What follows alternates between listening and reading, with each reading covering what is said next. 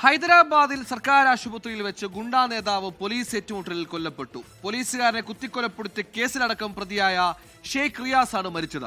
വൈദ്യപരിശോധനയ്ക്കായി ആശുപത്രിയിൽ എത്തിച്ചപ്പോൾ രക്ഷപ്പെടാൻ ശ്രമിച്ചപ്പോൾ വെടിവെച്ചതാണെന്നാണ് പോലീസ് ഭാഷ്യം.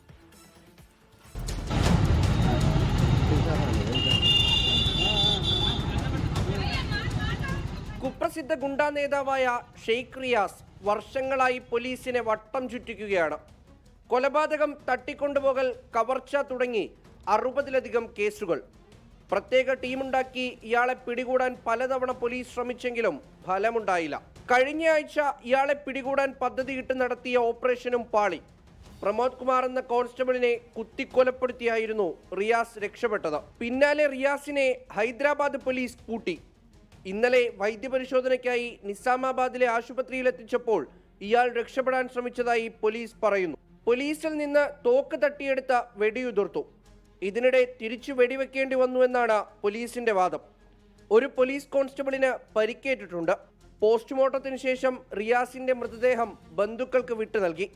പോലീസ് മനഃപൂർവ്വം റിയാസിനെ കൊലപ്പെടുത്തിയതാണെന്നാരോപിച്ച് ഒരു വിഭാഗം പ്രതിഷേധിച്ചു. 24 ചെന്നൈ.